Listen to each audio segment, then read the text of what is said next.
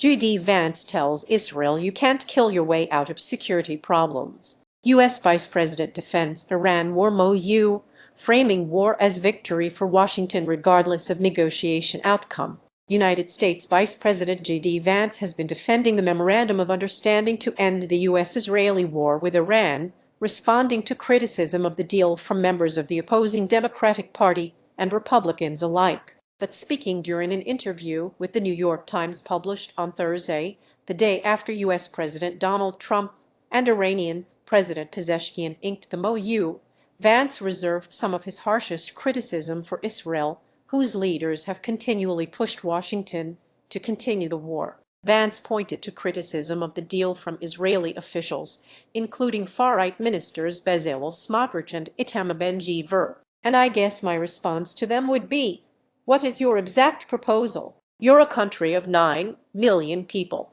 You can't just kill your way out of solving every single national security problem that you have, he said. He called on Israel to let negotiations play out and to give a little bit of credit to the United States of America, which I think has been an incredible partner for the Israeli government for a long time. His statement was the latest instance of the Trump administration taking an atypically harsh approach, at least rhetorically, towards Israel, whose ongoing occupation of and military operations in southern Lebanon have repeatedly threatened to derail a more lasting agreement to end the war with Iran. In recent days, Trump has criticized Israel's rules of engagement, which war monitors have long said lead to high civilian casualties, while calling for restraint in its war with Hezbollah. Too many people have been killed, Trump said from the G7 summit in France. Advertisement: you don't have to knock down an apartment house every time you're looking for somebody, because there are a lot of people in those apartment houses, and they are not all Hezbollah, he said. Vance claims victory. Speaking at a subsequent news conference on Thursday, Vance continued the administration's defense of the MOU with Iran, which opens the Strait of Hormuz, lifts the U.S. naval blockade of Iranian ports, and pledges to end fighting on all fronts, including in Lebanon.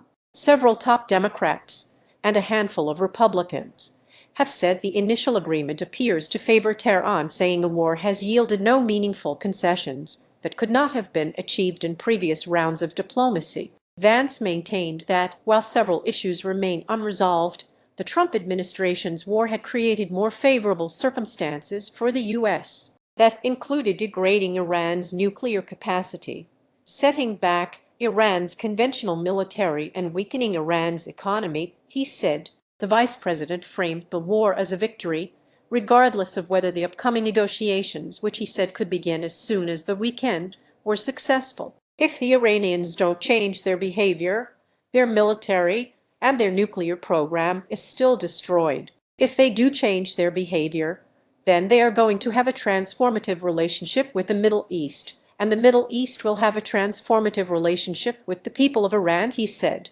That's a win for the American people and for the President of the United States, regardless of which option the Iranians ultimately choose. Unanswered questions: the agreement includes immediate sanctions waivers on Iran's fossil fuel industry, with pledges from the U.S. and regional partners to create a $300 billion reconstruction fund, negotiate the unfreezing of Iranian assets, and lift all remaining sanctions. The initial agreement also includes a commitment that Iran will dilute its stockpile of highly enriched uranium on site, but leaves questions related to the future of Iran's nuclear program unanswered, leaving the issue for 60 days of negotiations. Vance said he was confident Iran would be willing to change its long-entrenched positions on its nuclear program, potentially agreeing to an inspection regime if Washington leveraged sanctions and frozen funds. The MOU also does not address Iran's ballistic weapons program or its support for proxies in the region,